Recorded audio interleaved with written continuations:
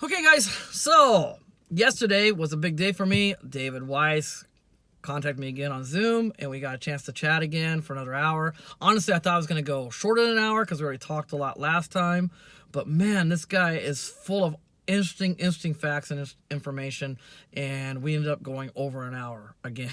And I felt like at the end of it, I felt like, dude, we could have gone another 3 or 4 hours. The guy is so much fun to talk to. He has so much stuff available. He also did something special. In this episode, he's debuting a new feature on his app, and I got the privilege of debuting the video of the new app feature, and so I hope you guys enjoy that. It's a really cool feature, and I'm excited about it. Can't wait till it comes out to the general public. So yeah, I'm gonna do that. Also, I have a video. I shot some video of me teaching my kids.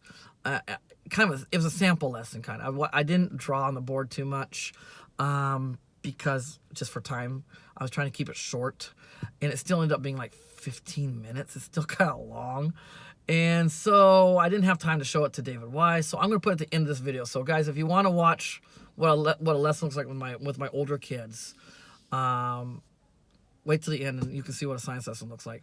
They did great. I didn't do so hot. I repeat myself a lot. I didn't realize this until I watched the video. It's just a bad habit I picked up from teaching English second language to children. After a while you get a feel for when they don't understand what you're saying, and so you rephrase it, and it's become a habit. So when I say something, I'll repeat myself, and I'll just rephrase it, repeat myself. So yeah, so I sound like a crazy person maybe, but the kids did great. I hope you enjoy the video, and if you do enjoy it, give me a thumbs up on that. Also, I do have a cool video for your EV people out there coming out real soon on a brand new Nissan Note. I'm working on that at the same time as this video, and it's pretty cool. It's pretty cool. So ground up, brand new model of the Nissan e-Power Note, and I'm making a video. I found a dealership that didn't know me too well, so I was able to do a test drive. So I hope you guys enjoy that. It'll be coming out soon after this video. All right, thanks guys, and enjoy. Let's get started. All right, guys, thank you for joining me again. Hopefully we're gonna have an awesome episode just like last time. David Weiss is back. He's such a kind guy. He came back. He didn't have to, but he did. He felt bad because I put that video up, but I had that little explanation at the beginning, and he must have seen that, and he responded to me. So you made me feel really bad. I almost cried. Oh, really? I am so sorry. Well, I felt so. No, I'm kidding. I was just a little overbooked, and I'm happy to talk to you. I love talking to people like you. I can talk all day. So we got plenty of time. You're so kind. You're so kind. I just felt so bad about the sign off. I was like a total idiot in the sign off. I want to make up for that today. Bye. No worries. So I said bye. I look ridiculous. So anyways, let's get started. From popular demand from some of your subscribers out there, I do have some more videos of my children asking questions to David Weiss. So I also shot some video of my kids, like me teaching a lesson. It was a sample lesson. Okay. And so maybe I'll show that to David if he's up to that. Yep. So Dave, let's get into it. I want to talk about the app some more because I didn't hit everything I want to talk to you about last time. So please hit it, please. Oh, you want me to show the app? Oh, I love it. Yeah, could you please show the app again? That thing is amazing. There we go. Bring it up on the screen. Make sure the edges aren't cut off. Okay. I can't really see what we're seeing, but there you go. There's the app. Mm-hmm. And what would you like to talk about in the app? I have a new feature which I'll show you, but what did you want to talk about first? Well, the merchandise. I'm wearing one of your shirts. I got this for my birthday, and Nice. yeah, gosh, and my wife was angry at me because we live so far away. She's like, "Why didn't you order more? Because I know you want more." And I was like, but I said, because she said for the shipping reasons, you should just order all at the same bulk, There you go. So next time I will. So definitely order in more. the app, if you hit the little gear wheel, brings you into settings, right? Settings, we have all of these different backgrounds. You can pick a different background. Boom, different background. Yep. But if you go into settings and scroll down, we have you can gift the app to a friend. You can send them a text with a link to the app. They have to buy it themselves. Or if you have an Apple, you can use the gift button and buy it for them. Nothing better than turning a family or friend into a flat earther. But if That's you actually click the cool. t-shirt shop, if you click the t-shirt shop, opens is my t-shirt shop. Scroll down, just let it load for a second. And here are all of the t-shirts that I sell. Most of them about flat earth, some about some other topics. Yeah, I love the And hoax. My next shirt is gonna be the hoax. I love that. That was an amazing shirt. That's a great one. yeah. Who thought of that? Who So thought of it? actually, I think it was a channel called Tell Me What You Love. I'm not sure, Okay. but you know, some people came up with it, and we all share graphics and That's awesome. do stuff. But the shop is wearing t-shirts is one of the best ways to start the conversation if you're a little shy. People see it, they'll ask you a question, you throw a question back at them, and it starts it starts to go. You start to have a nice conversation. There's something's up with the shop where all of my t-shirts aren't showing in here, but I have to figure it out. But I'm gonna be adding more shirts to it. So check back soon on the shirts, so you can take a look at them. But All right. that's one of my favorite shirts to wear. The hoax I love shirt. that one. I love the hoax shirt. That is amazing. Yeah. That'll definitely get people's attention, I think. So in the app, we noticed you can use. There's a new button out of those 9 buttons. There's a new one on the upper right with the colorful icon. What do you think that stands for? If you had to guess. If I had to guess, colorful Yeah. icon. Well, you're a Mac user. Yeah, I'm a Mac user. Familiar, doesn't it? It looks like Photoshop, right? Photos. Yeah, well, photos. It's photos. Okay. So if you click the photos button, up come images. Now I've just loaded a whole bunch of test images in here. I'm gonna be adding more and changing some. But you like when you're talking to somebody and you're trying to explain plane routes, look, you can open up the plane routes button. Oh, I can't tell you how much that is awesome. Oh my god. Yeah, you can swipe to the next picture, boom. And then it's like if you're talking to somebody and it's like, here, let me send you a picture, you hit the little upper right hand corner and bam, you can text it to whoever. You can text it, email it, Instagram it. So all of these will be at your fingertips, and you can share them with other people. I love it. You got everything in there. The stuff. Oh, that one right there with the moon. I love that one with the moon because that's exactly what they used for the supposed moon landing. They had that NASA had that giant moon, right? With the and you see. I'll be adding more. But another thing which I really like is let's say we go to this moonlander picture. And you really want to show somebody, you can zoom in and show them. It's made from tinfoil and curtain rods and duct tape and cardboard. I mean, this is a joke. Look at this thing. That's a thruster. Right? That's a thruster. All right. I think your kids could make a better moonlander than this thing.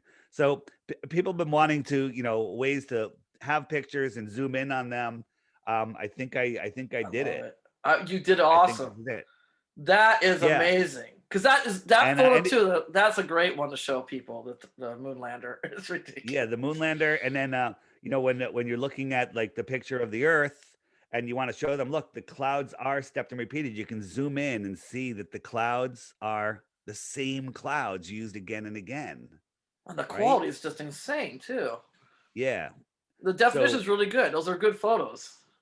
Yeah, I actually had to reduce the size of them, and I was just wondering. I'm playing around with the resolution. I literally just loaded this today. It's only on my phone. It's going to be on iPhones starting next week, and it'll be Androids probably the following week. Cool. But I think I'm really excited about this new feature, and it's really a great way to. Well, it helps me out tremendously because when I do my afternoon lessons with my bigger kids. I'm constantly using her app for showing stuff, but with the photos now, it'll be even faster for accessing some of the stuff that I want to show them. I'm glad you like it. I love it.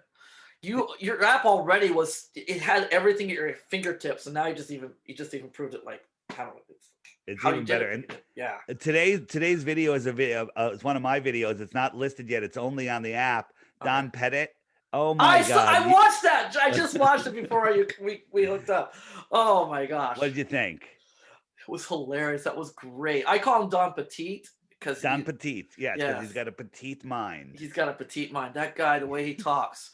But oh my gosh, that was excellent job. Did you do the editing on counting all the edit I points? counted them, but that was their actual video. I didn't change their video at No, all, I know, except I doing know. one But little you repeat count, part. right. Oh, But the repeat part where he's saying that what yeah, was that phrase? He says, don't ask me where I got the don't eggs ask me from. how I got the eggs on space station. Yeah, Right? exactly. I mean, you got to think. Look at like a Air Force pilot. The fighter pilots. These guys are the brightest, sharpest, most fit. And then look at astronauts. Look at their intelligence level. These guys are. I think they're picked because they're not smart. Right. I think you're right. Yeah. Easy to control. I mean, goodness Yeah. gracious. Yeah, and you absolutely nailed it with he was definitely on a zero-G plane when he was doing it, because that's why they had all those.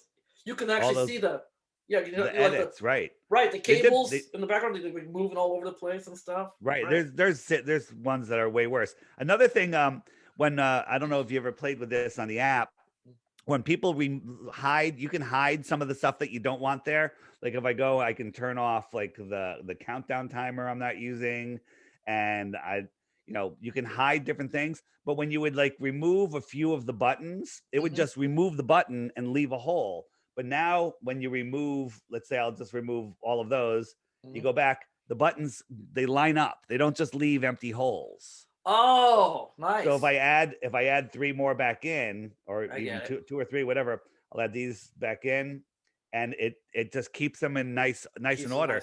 And right. the buttons will actually they'll rearrange themselves depending on what order you put them back in.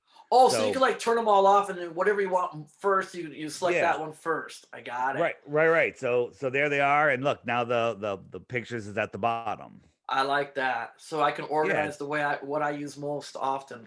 I think it's just more about, though, like if you only want 3 or 4 or 5 or whatever on there, at least they're not randomly all over the place, because people like things in nice straight rows for some reason. Got it. I like so that. There you go. Well, thanks, man. And I have you noticed every time I go back, the background is different, because I have the random background set. That's what I do. On mine too. I have it set on random. I love it. Yeah. I was going to ask you, that photo on your gift shop, your t-shirt shop. So you have a photo at the top of. Is that from the? I guess I call it the dog cam from the UK weather balloon camera thing. That photo. Hold on, let me see which photo you're talking about. It's the very top of the screen. Maybe it's not going to load. I think I went. Oh, that photo. Yeah. So let me stop sharing. And that photo is from Dan Dimensions, who is a guy, a YouTube channel, a great YouTube channel. You should check that out. Where he does a lot of balloon shots, and he shows how the sun is electric in nature and is literally fluorescing the sky. Here's the photo. This is the photo. So this is a sunrise. The sun is way over here, and it's daylight over here. The sun is lighting up the sky, creating daylight, like a Tesla coil would light up a fluorescent bulb. Right. It's lighting up the sky. And then over here, it's nighttime. It's pitch black. Pitch black. Over here. People down here, it's pitch black. They can't see that light over here. Interesting. So there's light right next to darkness. Yeah. Without a barrier. It's crazy. It's like you have to wrap your mind around that. That's kind of hard, because that's what we were taught with the globe model. What they call that, the Terminator line or something like that? Yeah, it's not about a Terminator line. It's literally, it's let's say you had a whole row of fluorescent lights, little fluorescent lights. You tape them on the ceiling, right? And you just cover the entire ceiling with unplugged fluorescent lights, little fluorescent lights. Then you get a Tesla coil like the sun, and you bring it up near the lights, and only the lights within like 5 feet will light up, and the ones that are on the outskirts of that, they'll be dimmer, and then the other ones will be off. Here's the bright lights, here's the dim lights, and these are off. Well, it goes along with what I've heard from other people out there. People have talked about the sun being a positive, I think, and the moon being like a negative. The sun is the anode, the moon is the cathode. The salt water carries the current. It's the electrolyte. The continents are the salt bridge for the battery, and it's a whole battery system. So we are like little power cells on that system. We are connected using that energy. I don't think humans can survive outside of this realm that we're in. I think you're right. Absolutely. I agree with you on that. Because it makes a lot of sense, actually. I know a lot of people, like the Globers, if they're watching this video, are like, what are you talking about? But, once you can wrap your head around the flat earth thing, you get there, you're at that point. This stuff, it makes sense, and everything starts to make sense. Because that's where I was going to go into that. It's one of my questions. It was about tides. And that we're taught with the globe model, the heliocentric model, is the moon's gravity and the sun's gravity pulling on the Earth. And that's not the case at all. They tell us when there's a moon is over here. Yeah. Well, they don't even say that. When they say, well, actually they do. When they say the moon is here, it creates a high tide. Well, why would a full moon not make the same tide as a new moon? That's right. Because it's only supposedly just one's lit up by the sun, the other one isn't. The gravity's still there, but it's not. It's the charge of the moon does have some effect on the tides, but that's not 100% true. But this is the explanation that scientism, Neil deGrasse gives us. Right. The moon is here, and it's pulling the water away from the Earth, creating a bulge right here. Right. Okay. And at the same time, there's another high tide on the other side of the Earth. Do you know why there's another high tide at the other side of the Earth? That have to be the sun, right? They're saying the sun. No. He says the moon is pulling the water away from the Earth, and the moon is pulling the Earth away from the water. Oh my gosh. And that the tides don't move, the Earth spins within this bulging water. This is the official story. That's what they say? Really? Yeah, that's the official story. And then the other thing, when you really go and look at it, there's tidal nodes all over the place. Like there's a high tide here and another high tide over here and another one here and another one here. And there's low tides in between them. It's the craziest thing. I have a playlist. I'm actually going to add it to the app, to one of the 21 questions. What about tides? Right. I already did that. Well, it will be on there. I'm going to change it right after this call. Okay. And what about tides? And click the tides button and watch. There's only a few videos in there, but you'll understand that it has nothing to do with a spinning ball and a gravitational moon. Right. None of it makes any sense whatsoever. Well, it was always kind of hard. It's hard to grasp, even if you were like a globe believer, it's hard to grasp that moon thing because of like what you just said. Sometimes, like, how do you have tide on one side and high tide on the other side, and also at the same time you have low tides in other areas? I'm sorry. Yeah, go ahead. I was just saying. So the flat Earth, I'm still studying that, and it is kind of complicated in a way, because we don't have all the answers to that yet, do we? Do we know exactly what's causing the tides? No, we don't. And, some people think that the Earth is kind of taking 2 breaths a day. And in the north, all the water goes in and out every 6 hours. Okay. That's why there's massively huge tides in the north. There's 30-foot tides in Fundy Bay. Right. And, right. But out in on the equator, what's the low-lying islands, the Maldives, they're like a foot above the water and there's no tides, right? If the tide rose 2 feet, they'd be underwater. But they're not. That's right. So we're told that the Earth is spinning and the centrifugal force is forcing bulges the water 14 miles high. That's ridiculous. So it really, when you start really breaking it down, like what we learn in school, they just tell us a little bit, and then the other stuff they leave out, it seems like, because once you start looking at the other stuff, it doesn't make any sense, does it? No. You know what I mean? They have us trade. People go, well, where did you get your degree? Are you a scientist? They have us trading in our common sense, which everybody has, including small kids. They have more common sense than most adults. Yeah. And for nonsense, no sense. Okay. Right. We trade in our common sense for this nonsense, nonsense. And people just believe it because a guy in a bow tie told you. I watched a video. You just had 3 or 4 weeks ago, you did a debate with a guy on, what was it? I can't remember his name right now. But it was through a friend of yours. Anyways, that guy, that was one of his questions. He started just right off the bat, he started going after you. It's like, what do you have a degree? And you're like, what does that have to do with the guy that got really triggered. He was so triggered. He wouldn't let you finish a sentence. Videos. Yeah, he's done 3 videos since then. Just I don't want to say he's crazy, but he thinks the earth is a globe.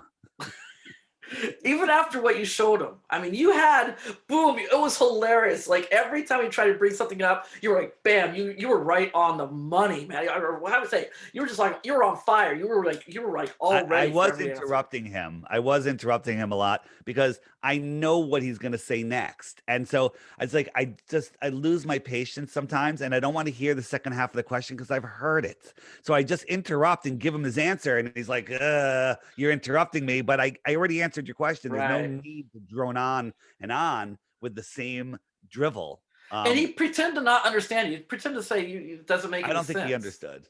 Really? There's these people that think they're smart really aren't. It's sad. I think you might have a point. Here's the thing that gets me. There's so many people that are smart that go, well, I'm not a scientist. I'm not a teacher. I don't have a degree. And I thank God that's why you have common sense, because they're trading in their common sense for nonsense. I was thinking about that. Last time we talked, I was extremely nervous talking with you. And that's because I have such low self-esteem, because I came from, if you don't know my past, but I came from a mom that was just always berating me for not getting higher, like a much higher education and stuff like that. She just thinks Thank God you didn't. Thank God. Look at you now. Come on. I mean, you are awake. You see the world that we live in. You understand God's creation, right? You're not lost in space, spinning out of control. You are in the top 1% of the world as far as knowing who you are. Amazing. Yeah, and I try to explain that. I try to help my mom, but she's too far gone, unfortunately. There's some people that are it's not their journey to wake up, and that's their journey. That's fine. Yeah, it's just she's so disappointed in me right now. It just bothers me. I'm sorry for her. Don't worry about her. That's her problem, not yours. Okay, man. Thank you. You're so kind. You really are kind. Why don't I play one of the kids' questions? I know we don't have a lot of time. Love it. Okay, awesome. Yeah, they're so cute. And one of them, I helped them with 2 questions, one each from me. But then one of them, the little boy, he actually came up with his question of his own. It's really cute. Nice. It's a kid's question, so you're not. I don't know if you're gonna be able to answer that one. Boy. It's like, why is the sky blue kind of question, Well, I can answer that. Okay. Why is this showing up? I hit the wrong button. Try that again. There we go. All right. And here's the first question. Hello, Mr. Weiss. My name is Shona. What is ether? What is ether? Yeah. Nice. Let me turn this off so you can see you. There you go. Yeah. So the ether that's a really great question, and I've struggled with it for a long time. But the ether is the stuff space is made out of, for a simple way to put it. Did we look at the Go Fast rocket when we that's so funny. It's one of my questions right here, because I have it right here. How long was it stuck in the ether? I have that question right here. So this rocket's going up super fast, right? It's spinning, and then all of a sudden it hit the ether. It hit a thicker medium. Okay. So imagine something in between air and water, not as thin as air, but not as thick as water. That's what I say the ether is. Okay. Right. There's other people that can explain it better than me, but that's what it is. Did we look at this? No, we didn't look at it over Arizona. And look, there's the moon. Okay. So we can see the moon from Arizona in the United States. That means Arizona's here. Well, the moon was over New Zealand, which is over here. Right? You'd have to be looking through the earth to see the moon, unless the earth is flat and you're looking over at Australia. That's why I love this video. It's got two great things about it. First thing is obviously the rocket. You can hear it. You can actually hear it go donk. You can hear it hit something. And the second that thing was is, actually on the app yesterday. Yeah, yesterday or the day before. I watched that. That's why I had him ask the question. By a great flat earther in Japan. Flat Earth Banjo, Japan and Brazil is the name of his channel. I saw that, and so I was wondering, was he was involved with that rocket launch then? No, he wasn't. He just made a video. He does great videos on airplane routes and how they make no sense. He has a fantastic book that you should have. I looked into that actually. After the end of that video, I watched the part where you recommended that book. I did. I checked that out. It's a great, there's a free PDF online, so he doesn't care, or you can buy it on lulu.com. It's a coffee table book. You put it down, and anybody that picks it up and starts looking at it and reading it, they become a flat earther. So it's worth the investment right there. I actually ran into one of his videos about 6-7 months ago by accident. I thought he was Chinese because the kind of accent when they speak English is kind of similar. But I listened to him talk about he was talking about a plane going from, this is why I thought he was Chinese. He was talking about going from, I think, Hong Kong to America, and it had to do emergency landing, and it landed on one of those islands near Alaska. Well, here's one from China, Taiwan to Los Angeles. That's fine. To Los Angeles, and here's Hawaii. And there was they had to make an emergency landing right about here. So why wouldn't they went Hawaii? all the way up to Alaska, right? And if you look at that on a flat Earth map, they were here, emergency, and in Alaska. He actually, I have to yell at him. He put Alaska in the wrong spot. This is Alaska. That's right. That's Russia still. But I can see how he made the mistake. But it doesn't matter. The story is still the same. It's a straight line. It's a straight line. The video cut out. I'm sorry. It's my bad. All right, we good? Yeah, I just the map cut out for a second. That's all. Oh, okay. Are we? Well, there we are now. Yeah, there. So, yeah, airplane routes prove flat Earth. I agree. Airplane routes do prove flat Earth, and that's awesome. That's I ran into that guy like 6 months ago just by accident, and I didn't remember who he was. I didn't know he's from Japan. That's awesome. I should meet up with him sometime.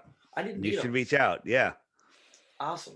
All right, so that was the first question. I had some questions to kind of go along with it because that was from the GoPro, the Go Fast rocket video. Okay. Next question to that video was: were they using a GoPro camera on that rocket?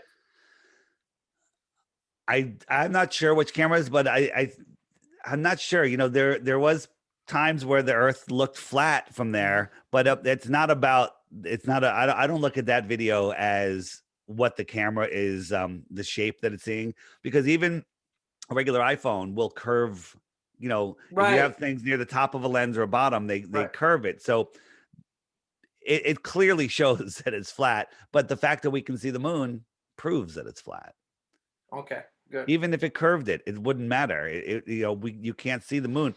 If that was my next question, Arizona, if this was the Earth, if the Earth was a basketball, that rocket went a quarter of a millimeter above that basketball. Okay. And how would it see the moon? It could only see out to the sides. Right. And the moon was over New Zealand. So, and it was a full moon. It was like you could see the whole moon. And that was one of my questions. Was that a full moon at that time, or that would be what? I saw the analysis a long time ago when they zoomed in. It was a pretty large moon, but whether it was half moon, full moon, doesn't matter. You can still see the moon. Yeah, I thought that was pretty cool. Yeah. Yeah. And I was just wondering, it got stuck in the ether, so it was just hanging there. Was it hanging there, or no? It went and it kind of floated really strangely for a little bit, and then it kind of fell out of the ether and started falling back to Earth. Yeah, that was interesting. That was a fascinating video. Yeah, fascinating. And in my opinion, that's as high as we've gotten, and so anything above that, we don't know. That's 7 miles, right? That was 7 miles, I think. It was 73 miles. Oh, I'm sorry, 73 miles. 73 miles. Well, that's a ways pretty up. high. That's pretty high. That was an amateur rocket, right? Yeah. Wow, that's really good.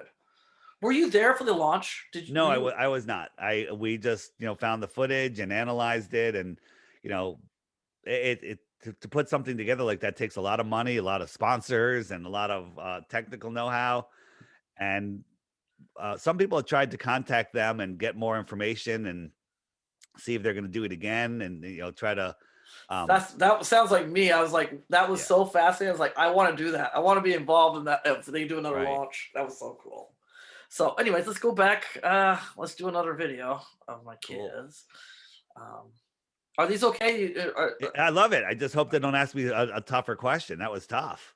That was pretty tough. Actually, the boy, he had his own question. It's not really a flat Earth question, but I just thought, this isn't it. This is the actual flat Earth question because I gave this one to him. Go ahead.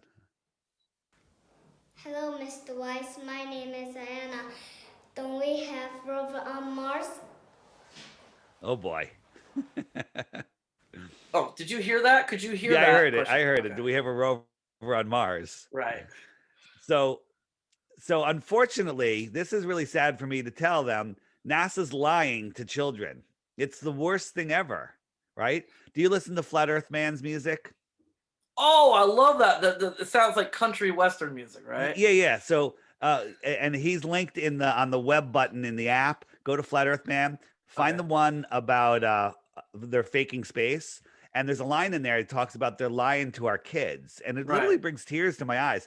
Those videos would be really good to show your kids because they could learn the words, they could see the imagery, and then they could understand that they're being lied to. Telling a kid that, someone that they trust is lying to them, so this is a picture from the Mars rover on Mars. And you can tell it's from the rover because look, we can see the rover in the corner of the picture. Okay. This is a picture from Greenland, right?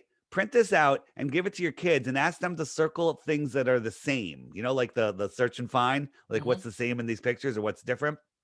That's actually and the real answer is just to circle the entire picture because every little thing, everything. See this line here? There it is there, right? See this little tuft rock, whatever it is? Here it is here. See this little dot? There it is there. It's the same picture. This one was just grayed out the background, turned it into a sepia tone, and they said it's from Mars. They're lying to everybody, especially the kids. Just yesterday, they had the Mars rover landing. I need to get a clip and play it because it's the worst animation ever. And the other thing is everyone's watching, all kids in schools here, they all got televisions in their classrooms to watch it. And it's showing this thing from a third point perspective. What did they send another thing chasing it to film it? Right? Exactly. And they're all watching an animation in the control room. And when it landed, everyone's high-fiving. What if it crashed? Did they have an animation of it crashing? Because it was just a cartoon. And children believe it because children are awesome. They trust everybody. Yeah, they do. They trust everybody. You tell them something, they're going to believe you. Yeah. It's the saddest thing ever. That's actually they're lying. sad. They're lying to our kids. So unfortunately, the kids have to face the reality that there's evil in this world and there's liars in this world. I hate to be the one to teach them that, though. As a teacher, but you can also teach them that they have common sense, and nobody can take that from them. And when they see somebody that's lying, they could ignore that person. Yeah, I think this is going to help. These kids are, these are 6-year-olds, 5 and 6-year-olds. I don't teach the younger ones. I don't know if you're aware of this. Kindergarten goes for 3 years over here. Technically 4. They start at 2 years of age in kindergarten over here. Yeah. And so my oldest kids, my graduating class, this is when I start teaching the heavier duty science lessons. Yeah. And I think this is a way of it helps them because I am trying to teach them critical thinking and things like that. And I think this will help when they can start to smell the BS. I don't want to use the language, but when they start smelling it, that's what I'm hoping for. Like, wait a minute, that doesn't add up kind of thing. I'm hoping what I'm giving them will give them some, some ammunition in the future, something, a building block, a base for the future. I got it. So let's, I can pull up. Well, before you do, I have a question about those pictures. Yeah. Who the heck figured out exactly where that picture was taken? How did they find them? You know what? I don't know, but I think they kind of released it. They let it leak because they have to tell people what's going on. That's true. Yeah, we talked about that last time. Can you see what I'm showing you? Yeah, absolutely. Yeah, the NASA TV. This is what they showed us on television, right? This is what they showed us. This is the landing, right? Is this from yesterday? This is from yesterday. So this is what everybody's staring at, a screen that looks like this. Let me jump forward a little bit. Oops. Why do we have an ad here? Oh, it's because I'm in my wrong account. Give it a second here. That's fine. So, Double added you. They got you. It's because You're not on YouTube Red or I'm not on my regular account. So that's fine. You can skip it. You can skip it now. No, yeah, it's all right. Let me just get out of it because I might want to jump to another video. All right. 1 second here. So the stuff that they're showing us is literally just the worst cartoon ever. So let me take in Mars rover. Oops, that's not where I want to go. Here, Mars rover landing. And is this going to show us? Here's the thing: they probably won't even show us. Yeah, this is what they're showing us on television. Are you still see my screen, right? I see a screen just fine. Yeah. Yes. Let me see what they show us from yesterday. So everyone's in this room and they're waiting. Oh, that's the press conference. See, they won't even show it. Like in the news clips, they just talk about it because they won't even show it because it's so bad. It's so bad. It's unreal. Yeah, I missed out on it. I didn't get to see it. Yeah. So they show us stuff like this. Like, who's filming that? Well, that's obvious right? CG though. I mean, that's not even. It's like they're not even trying to trick you. It feels like to me. Yeah. That's obvious. Yeah. And then this thing, it supposedly drops it down and flies away. They show you all of these animations and models, but they never show you it. They're trying it on Earth because they can't. Yeah. And everyone's double masked, of course. Everyone's double masked. So that makes me so angry. This is what they're showing. This is what they showed us yesterday. Stuff like this. Unbelievable. Yeah. That's supposed to be Mars. It almost looks like Saturn to me. Yeah. Let me and they show us all of these people in their rooms, they're all sitting here.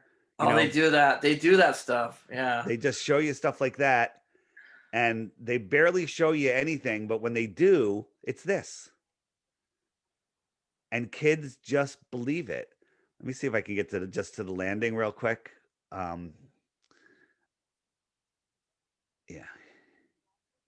Again, this is it. This is what they showed us right there. Unbelievable. Yeah. And they don't show you a lot because they don't want you staring at it. They show you this. This is what they showed us yesterday. And then everyone clapped when it touched down. They always do. They make the big woo thing, right? Yeah. So who's filming this? Did they send is that the other rover filming it? Yeah, obviously. Yeah. So let's get to the landing because you can watch how ridiculous it is. There it is. So I don't think they showed it. Wait, hold on. Yeah, this is it. This is the landing right here. This is what they showed us. That's it. That's it? That's it. Oh, that was awful. Oh, there it is. It's down. It's got a box. It landed right in its square green box. Almost what is that? Yeah, it's almost like what's that stupid the rocket, the Elon Musk rocket when it's landing on the platform in the ocean. The camera always goes bad at that moment. Yeah. and there they are. Yes, everybody, cheering. yay! And they're all wearing their double masks. Yay! Right? Yeah.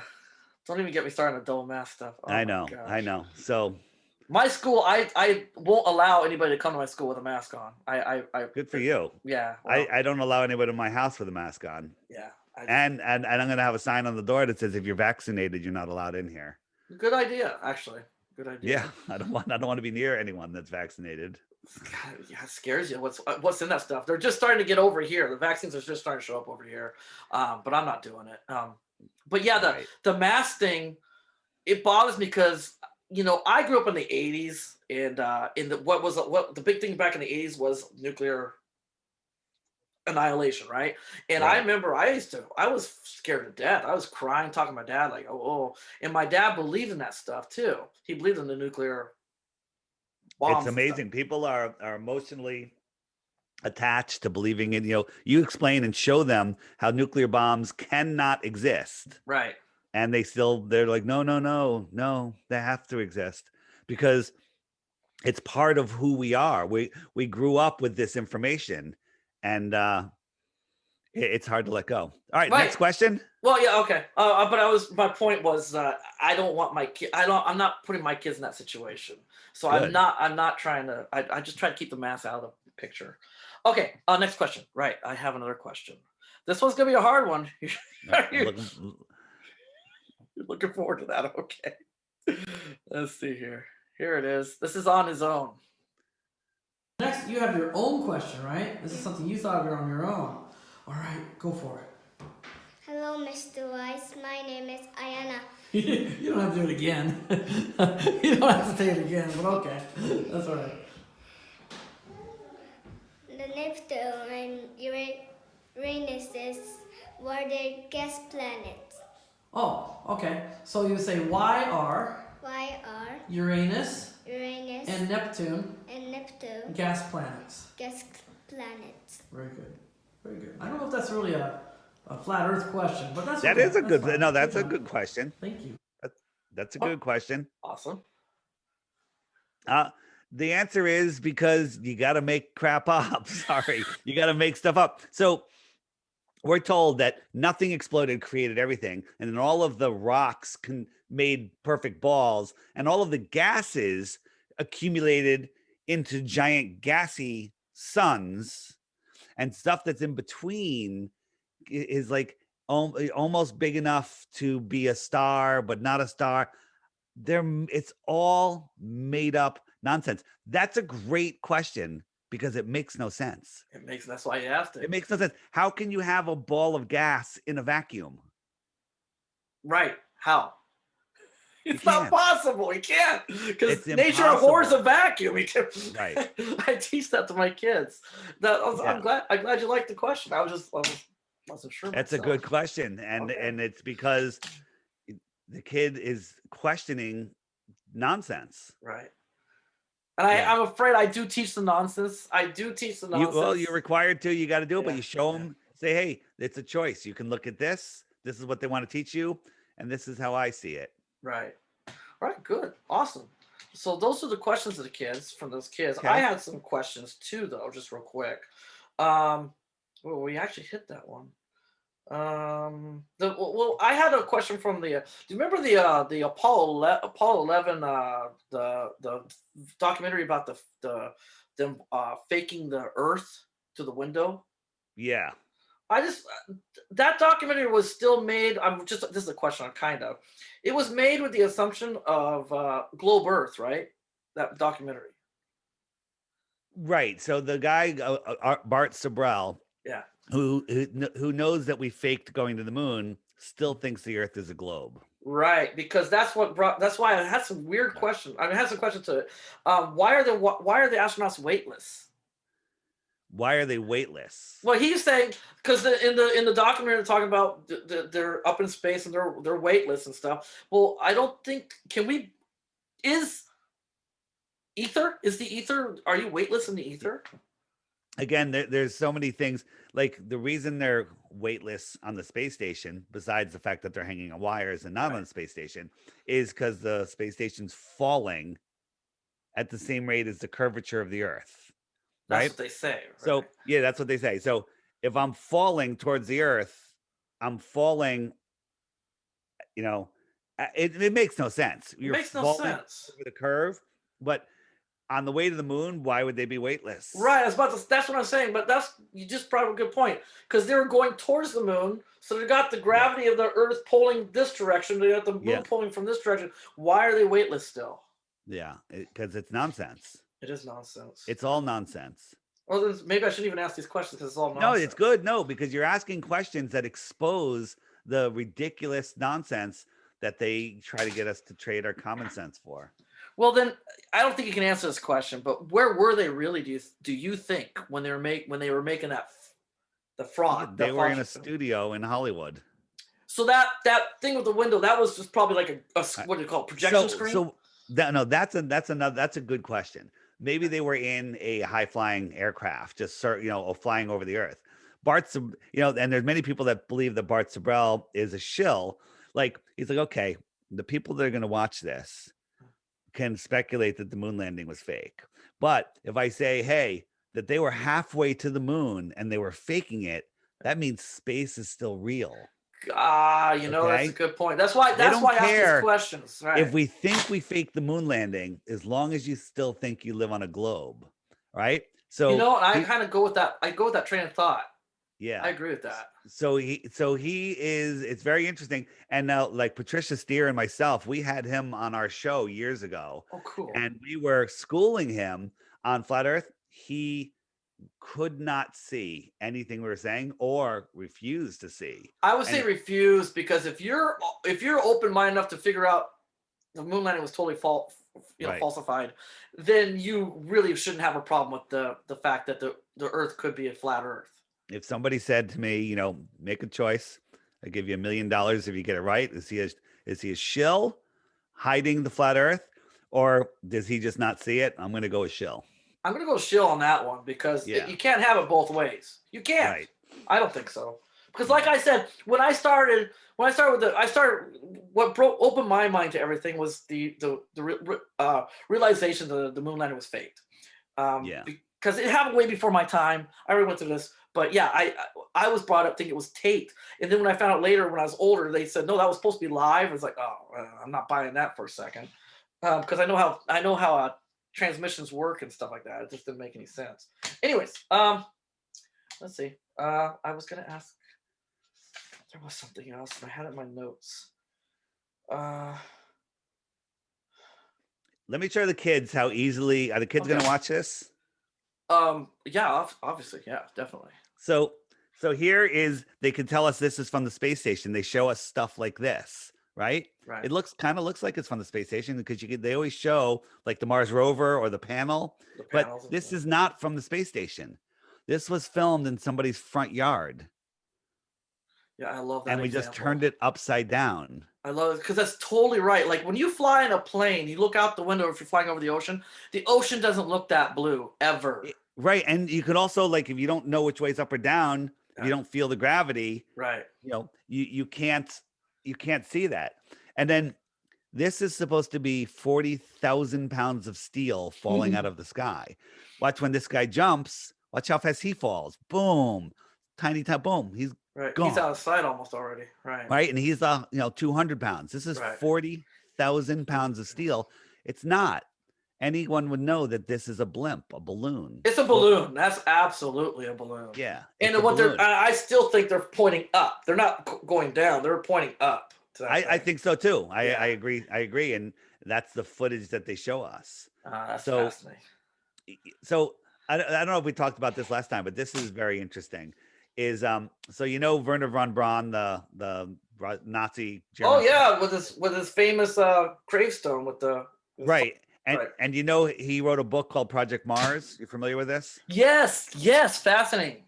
And the story is about a group of humans that went to Mars, and the guy that ran the colony on Mars is named Elon Musk.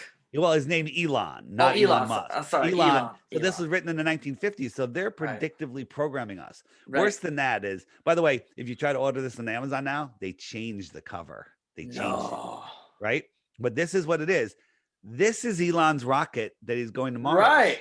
Look at that. Looks similar, right? Well, kind of looks similar. Pretty close. Pretty close. Elon just the other day said, we need to make this pointier. Oh, jeez. Yeah, you can't make this stuff up. But of course, I actually did on my channel, because I'm an EV channel, my original channel, right? And I actually went to I got in a big argument with a whole bunch of Tesla heads out there, because I was saying Elon Musk can't be a real person, or not the way we think it. He's a real person, but you cannot be a CEO of 6 companies and run them all. You just can't. That's not physically. Thank you. Possible. 100%, especially with his intellect. Right. He's not a smart guy. It doesn't come off that way. Right. It's very interesting. Whenever we see globes, this is not even a fake Earth. It's a CGI paint. Yeah. It's a painting. But this is what they show us when they, when I'm on with a glober, this is the background that they have. This is my background. This is a photograph, right? Or this, this is a video from a balloon showing a small local sun right there. It's right there. Look, it's lighting up this area of the Earth because it's very close. I love that video, by the way. That's the dog cam video. No, that's not the dog cam. It's a different one, but similar. Okay. Yeah. Because dog cam has the same kind of thing where the sun is reflecting off the clouds, or not reflecting, but projecting onto the clouds. It's obvious it's so close. If the sun was as many millions of miles away as they say, it couldn't leave a mark that defined on our clouds. It just hey, I got a new little background video. I'm going to try to see if it works. First time I'm ever using it right here with you. Oh, awesome. Okay. This is about thrust. Okay. All right. So the thrust of a rocket, the space shuttle weighs 4 million pounds. So how much thrust would you need to get that thing to start moving up? A lot. Right. So if you've ever been in a hurricane, 150 mile an hour winds, devastating. 200 mile an hour of wind destroys everything. Right. A tornado, 300 mile an hour winds will rip cement posts out of the ground. Right. It'll bend them, tie them in knots. It'll turn telephone poles and trees into splinters. That's 300 miles an hour of room temperature wind. So now let's think about an airplane on a runway. Ready? So actually I have it in the wrong order. So here's the thrust that's coming out. This thing has to lift 4 million pounds, and it's not room temperature. It's superheated multi-thousand degree thrust. Right? I think I put this video together backwards, right? So this video here is giving you the impression that there's thousands of people close by watching this thing, but these people are over 10 miles away. They might be 20 miles away. This is not the view that these people have. They see a tiny little space shuttle in the distance. So when this thing starts going, you see this fence? Yeah. It should rip it right to pieces. It should pulverize it. It should atomize it, because that's not 300 mile an hour winds. That's 17,000 mile an hour superheated. Now watch the thrust here. What happens to these clouds? Nothing happens to these clouds. It should it should just blow them right out. Pulverize them into nothing. But where's all that thrust? This is slowed down. These clouds are being generated from the ground. This is not even thrust. This is like a light show and smoke. And why isn't it pulverizing that? So jumping forward, right? Sometimes they leave smoke, sometimes they don't. It's because they did launch something here. This is launching of a blimp, okay?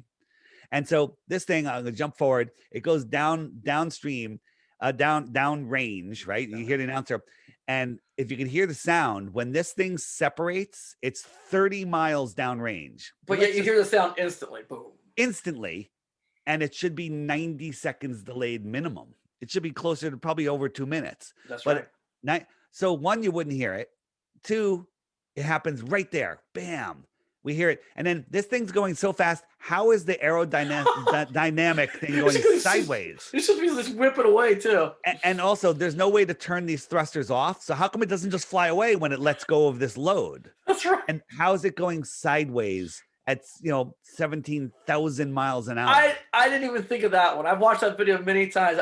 That's a great point you just brought up. That's so right. You're so right. This is a blimp right here with another balloon hanging underneath it.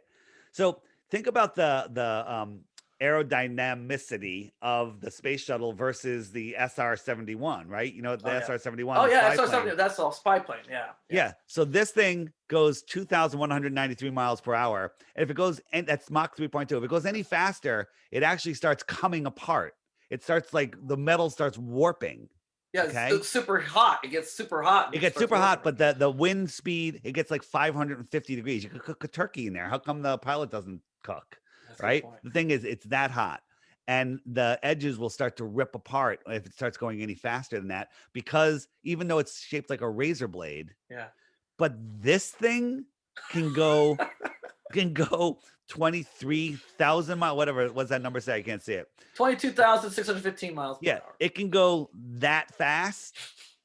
And when you take a close look at this thing, there's no way. Well, there's no way. With your own naked eye, you could just take it apart with your own naked eye, because I've seen many rocket launches and missiles fly off, and they just like phew, they take off like that, right? But you watch the shuttle take off; it's the slowest thing you've ever seen in your life. It's just, Well, that's they it's say ridiculous. because it's heavy and it's heavier, but there's no such thing as large rockets that big. They can't take off. They have Right. too much weight. Too much weight and too much mass, and And the but bigger they get, the bigger engine they need, the more fuel they need, which makes them heavier. Right.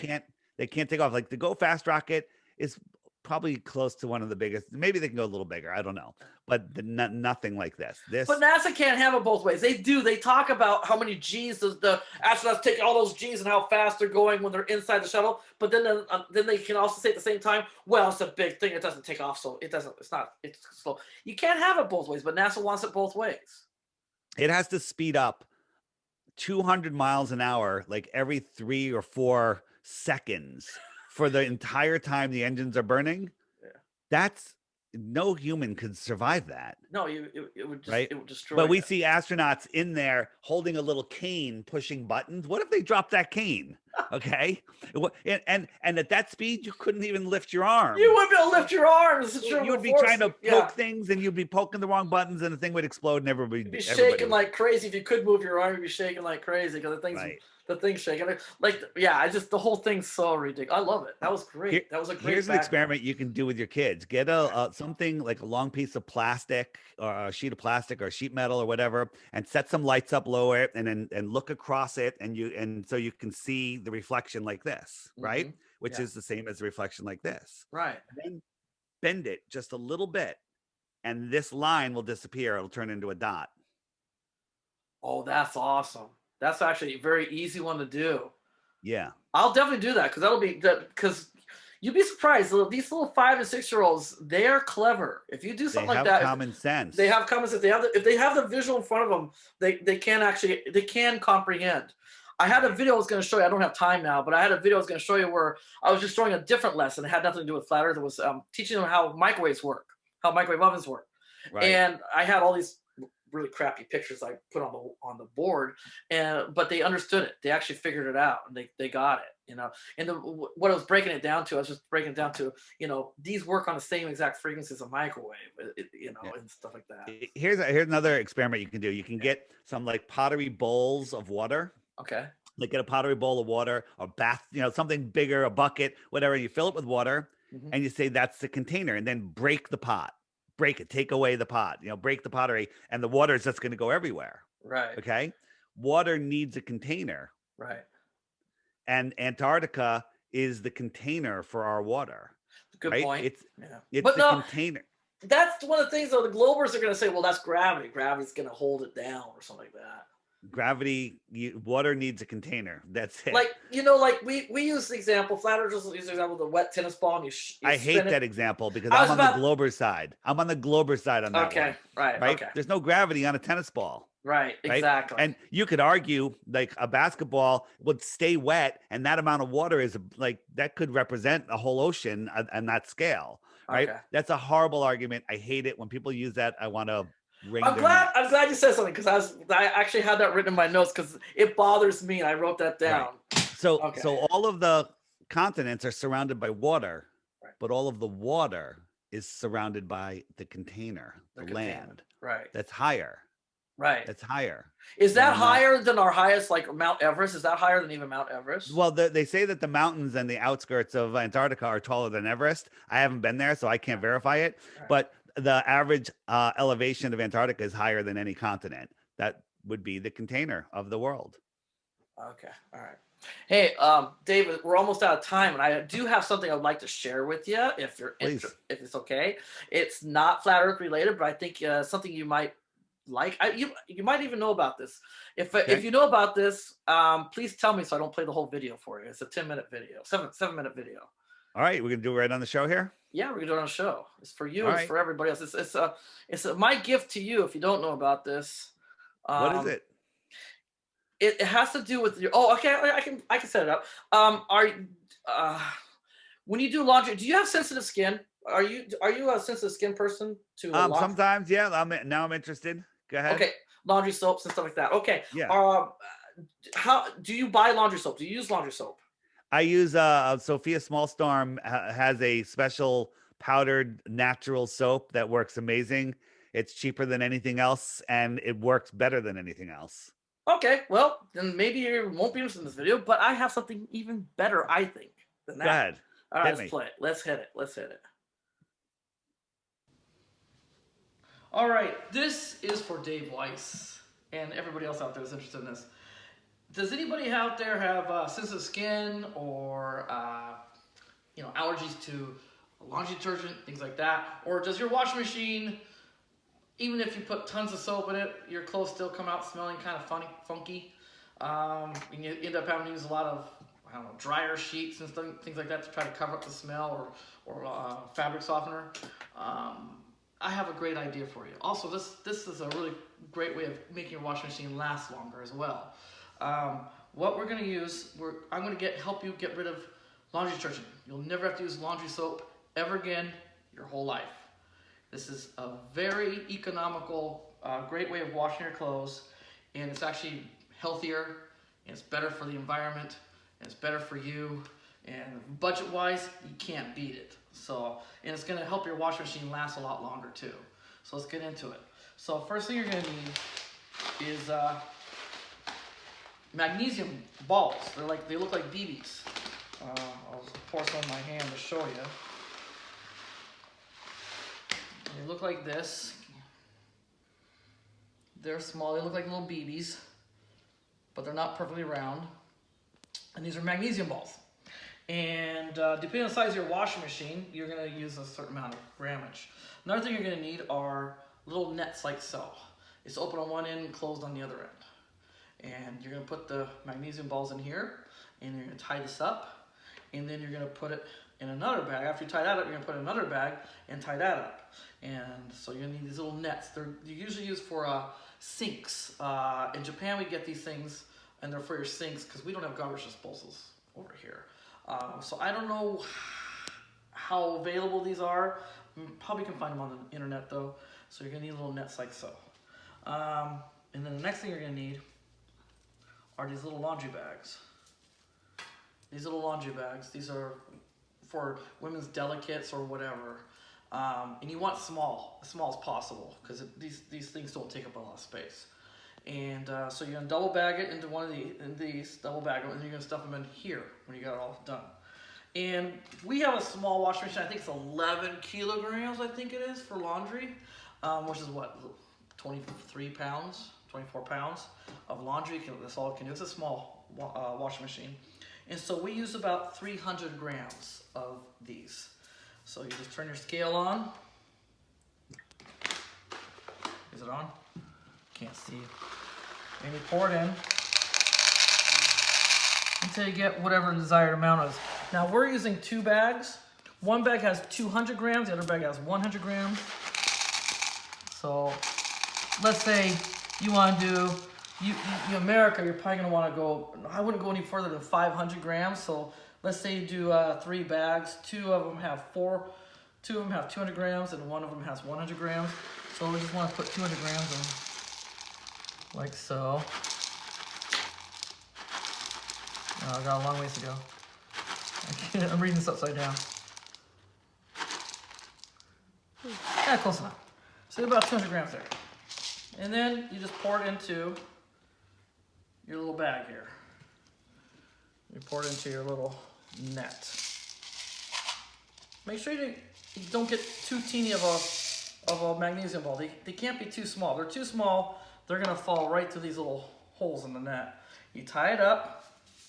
After you tie that up, you stuff it into another bag, tie that up, and you shove it into your little laundry bag, okay? That's all you have to do. And this will last you pretty much forever because, yeah, eventually they will start to darken, get dirty over time. They'll corrode, I guess kind of like corrosion. So what you do is you pull them out, you dump them in a bucket, you add some, I think it's vinegar, put some vinegar in there, or baking soda. I can't remember. You know what? I'll make another video for that time. For now, I don't remember exactly. But you would pour them in here, and you add, I think it's vinegar and baking soda. I'm not sure.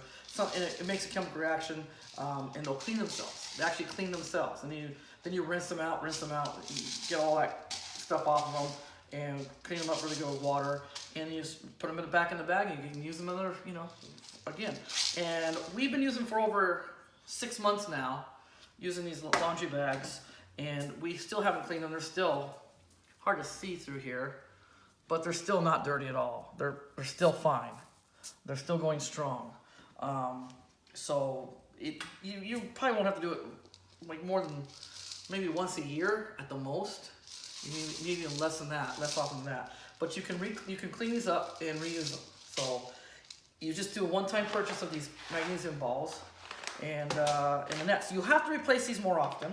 You will have to rebag them more often because these things do wear out over time in the washing machine, because these work as agitators as well. So you're gonna have to replace these little nets maybe every 4 or 5 months. Replace these nets inside the laundry bags. Okay, so yeah, that'll do you good. And what this will do is actually get all the mildew off that the soap has caused when you use a laundry detergent. On the outside of the drum where you can't reach, it's on the other side, on the outside of the drum, it causes mildew on the outside of your drum because of the soap, the way it works. And that's what damages washing machines, that's what kills them over time. These things will actually kill the mildew. Anywhere the water can reach on the outside of the drum, it'll kill the mildew there, and it'll clean your drum up, and your clothes will stop stinking. You won't need soap to make them smell good. It works great for stains. These things will take out stains. We've had shirts with blood stains.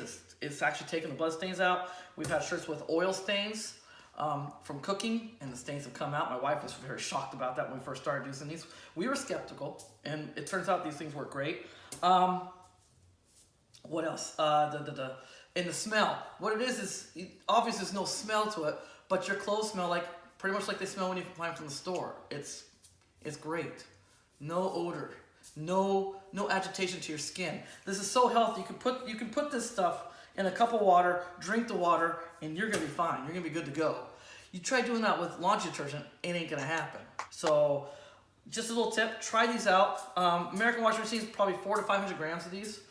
Try to separate more than one bag because they work as agitators at the same time. And make sure you use a lot of water. Use a lot of water, more than normal. Max out that water level as best you can for your laundry, and you'll see you're gonna love it and never have to buy laundry detergent again. And these things you should be able to use for quite a long time before you have to ever replace them.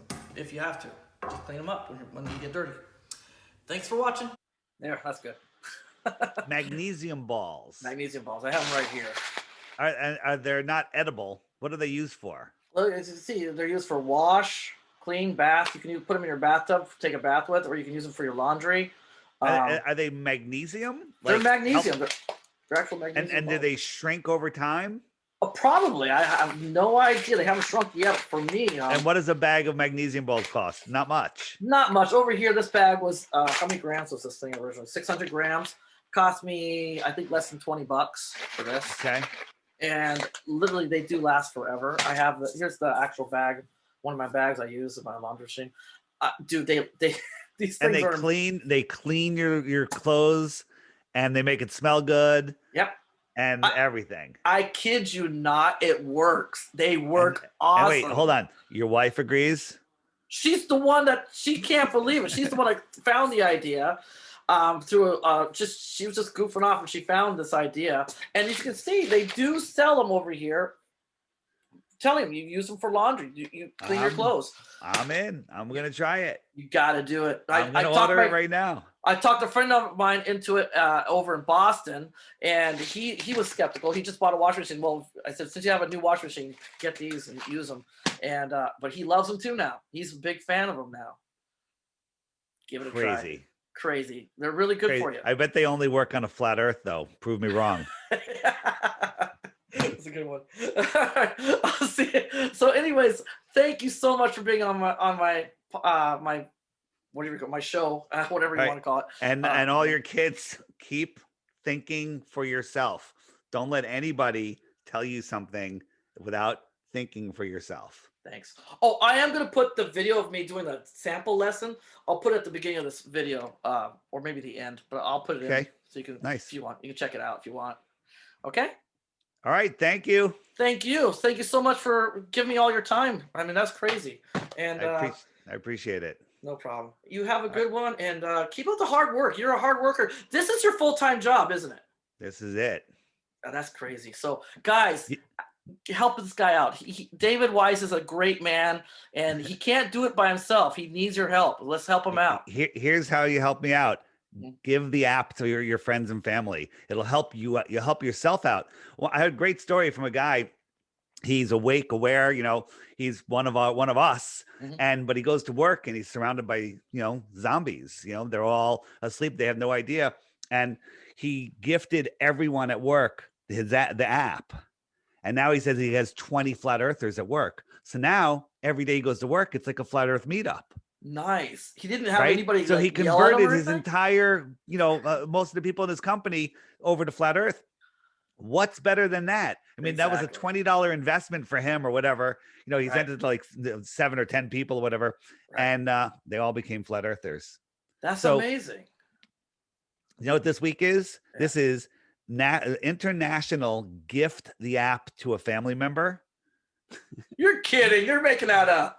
Well, actually, next week is Gift the App to a Friend Week. The following week is Gift the App to a Stranger Week. Okay. The week after that, I believe it's Gift the App to your boss week. Oh, right? And then after that is I don't know. I'll come up with something. Oh, okay. So is it a real thing, or are you making that up? I'm making it the real thing. You know what? I like that. So, guys, David Weiss has that 2-week challenge on his app. Check out his videos, his daily videos for 2 weeks. And if you're going to be a flat earther, you do that. But I have a challenge for you guys. Do that challenge. First day, gift it to your family. Second day, gift it to your coworkers. Let's do that. I challenge you guys to do that. Okay? So on iOS, on Apple, there's actually a gift button where you could buy it for them. Right. And there's instructions on how to do that. You just basically hit the gift button, and then it takes you to the App Store, and you have to hit the little send button at the top, and then you gift after that. But for excuse me. For Android, they don't have that feature. So you can just send it to them, a text message with the link, and tell them to get it themselves, or PayPal them $3 to guilt them into getting it. Got it. I sure will. That's an awesome idea. I will do that. Thank you so much, David, for being on. And sorry about going 10 minutes over already. So no worries. It was great. I love talking to you. Let's talk again in a couple months down the road. That'd be awesome. All right. You have a good one, and I can't wait to talk to you again. So thank you thanks so much. All right. See ya. All right, is it working? Hey. Oh, let me get rid of this stuff. Hang on, guys. All right, let's try this again. All right, make sure it's focusing. There we go. Now it's focusing. All right, guys. So we made some videos a while back to ask Mr. Weiss some questions, right? Yeah. And it was pretty popular. And so I got a lot of people in the comment section asking to do some more questions. So we're going to do questions, but before that, I'd like to just do a real quick little sample of how we do a science lesson in the class, okay? Is that okay? Yeah. I think Mr. Weiss and maybe the subscribers will find that interesting, okay, if you're watching the video. All right, now, let's see if I can do this without repeating myself too much. I tend to repeat myself a lot. I just did it again. We'll try. All right, we're going to start with easy thing, kind of. We're going to start with trees, right? Trees. Yeah. We'll start with trees, okay? Okay. What do trees make? Trees make oxygen. Trees make oxygen, right? Okay, so trees make. What do they need to live though? What do they breathe? Carbon dioxide. They breathe. They breathe carbon dioxide. Yeah, I don't like one-word answers. Make sentences, okay? All right, yeah, they breathe carbon dioxide. Well, what makes carbon dioxide? Carbon dioxide makes. No. What makes carbon dioxide? CO2. No, what makes carbon dioxide? Yeah, I know it means CO2. What makes carbon dioxide? Trees make oxygen. What makes CO2? People. Yeah, people make carbon dioxide. What else makes carbon dioxide? Animals. What else? Cars. Cars. What else? Trucks. What else? Planes. What else? Truck. Well, yeah, we already did the trucks. Bus. Buses. What else? Train. What else? Train. Yeah. What else? Motorcycle. Yeah. What else? Dog. Yeah. What else? Those are animals. We're missing something. Duh, there we go. Factories, right? You know, like where we get our electricity from, if they burn coal to make electricity. I told you about that. I taught you how electricity is made. They use coal, little black rocks, and they get really hot and they make steam. And the steam pushes those big things look like fans, and they turn a thing called a generator. That's where electricity comes from, right? Yeah. Yeah, so that's a lot of CO2 comes from there. What's the biggest CO2 maker? Volcano. Right, volcanoes make the most CO2, right? One volcanic eruption is equivalent to about 100 years of all the cars on this realm, right? Yeah. Right. So yeah, but for the most part, we'll just say humans for now. Humans make CO2, right? Carbon dioxide, right? And trees, only trees, basically, well, anything green, mainly trees though, make oxygen, right? Yeah. All right. So how much oxygen is in the atmosphere? How much oxygen is in the air we breathe? This air we breathe. 21% of the air we breathe, this air, is oxygen, right? Yeah. Yeah. Okay. What's the biggest gas in the air we breathe? What's the biggest thing? 71%.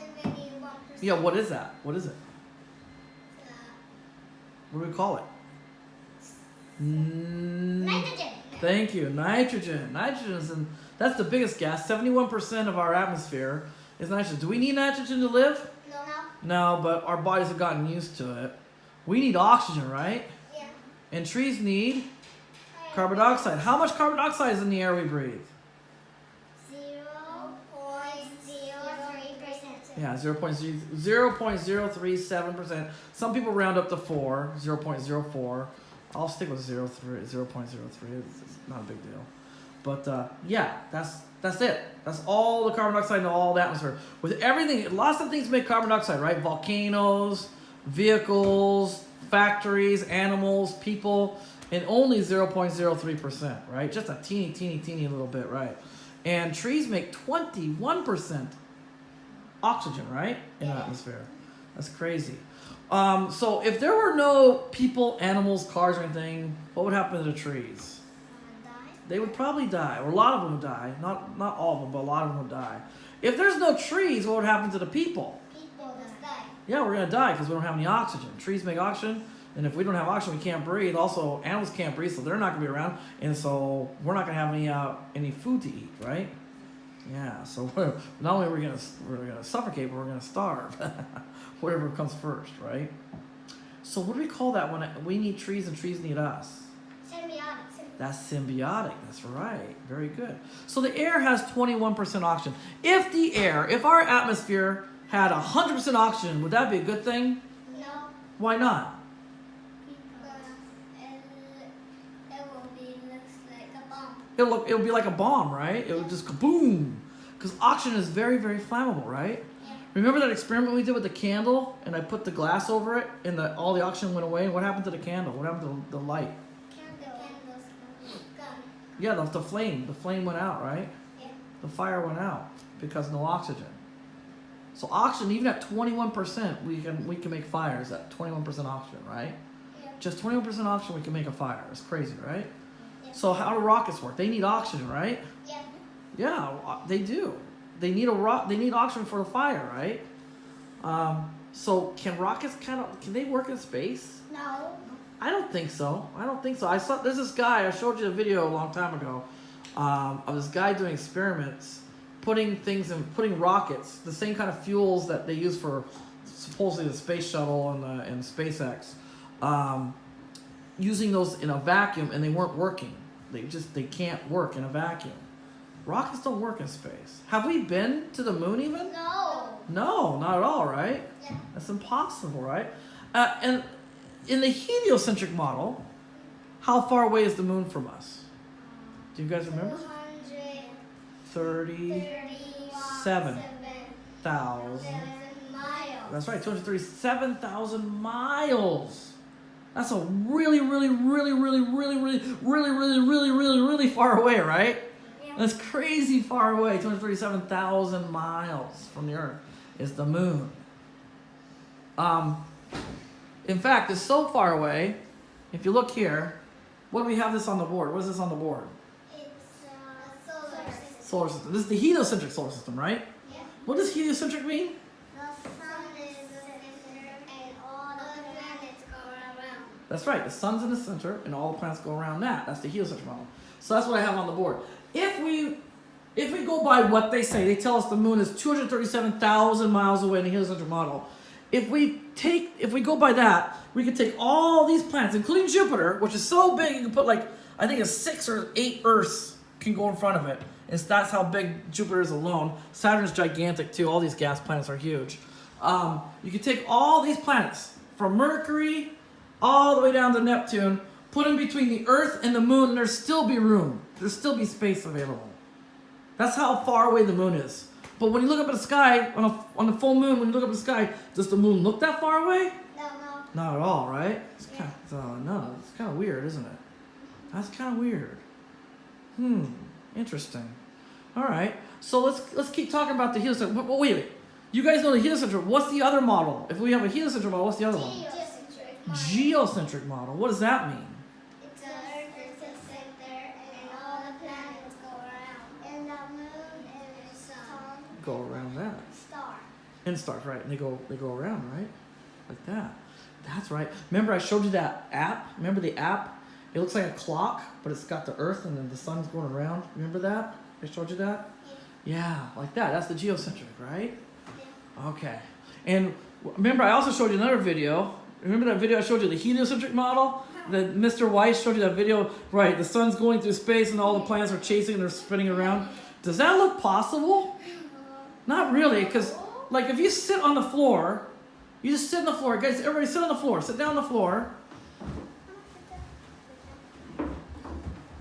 Hurry up, we're running out of time. You sit on the floor. Close your eyes. Close your eyes. Do you feel us? Are we moving? No. Does it feel like we're moving at all? No. Get real quiet, baby. Quiet. Does it feel like we're moving now? No. Not at all, right? Not the speeds they tell us we're going, right? How fast on the heliocentric model? How fast is the Earth spinning? 1,000 miles per hour, right? And how fast is it going around the sun on the heliocentric model? Do you remember? It's a hard one. 66,600. 66,600 miles an hour. Interesting number there, isn't it? And then the sun's traveling through space, right? The sun's going, I don't know, maybe roughly 500,000 miles an hour through space. And then the whole what's the word I'm looking for, guys? Galaxy, thank you. The whole galaxy is going through space this direction, right? Yeah. The whole galaxy is going through space, and it's going like 2 million miles an hour this way, right? Yeah. So we're going all these different directions and spinning and traveling and flying around in space really fast, but you don't feel anything when you sit on the floor or sit on the ground, right? It's weird. Interesting. Good. Let's see. All right. Okay, you guys can get back in the chairs. For now, real quick though, since you are going to school soon, let's make sure you guys know the heliocentric model because they're gonna want you to do that in school. Okay, they're gonna teach you the heliocentric model in school, and I want to make sure you guys get good grades. So, in the heliocentric model, what's the first planet that goes around the sun? What? Mercury. Mercury. What's the second planet? Venus. What's the third? Earth. Earth. Good. It's not focusing. There we go. What's the fourth planet? Mars. Fifth? Jupiter. Saturn. Uranus. Okay. Neptune. Very good. What's the dwarf? Pluto. You guys are so fast I can't keep up with you. That's right. Pluto's a dwarf planet, right? It's the ninth planet out there, right? Yeah. Sometimes it's a planet, sometimes it's a dwarf planet. Right now they're saying it's a dwarf planet on the heliocentric model, right? On the heliocentric model, what's the hottest planet? Venus. Venus? But isn't Mercury the first planet? Like the Mercury's right here. It's very close to the sun. Why is it Mercury the hottest planet?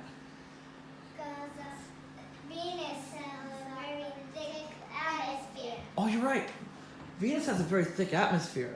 Very thick of what? What's in it? What's in the atmosphere of Mercury? What do they tell us? I don't know. It's still water. It feels like water. It's so thick it feels like water. But what is it? What is the atmosphere made of on Venus? Do you guys remember? No, it's the same thing comes out of our mouths. What is that? Carbon dioxide, right. Carbon dioxide.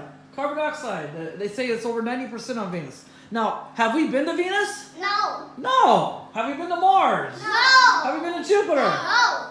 Well then, how do we know these things? How do they know what these planets are made of? I mean, there's some things they can do to try to guess and stuff, but they don't know for sure. There's no absolute. As a matter of fact, the things that I was taught when I was your age are different than what you're being taught now. They keep changing. It keeps changing on the heliocentric model. So it just goes to prove we really don't know. So you guys did really good. Good job, guys. Good job. Next, we'll ask some questions to Mr. Weiss, okay? Okay. All right, thank you. Say goodbye.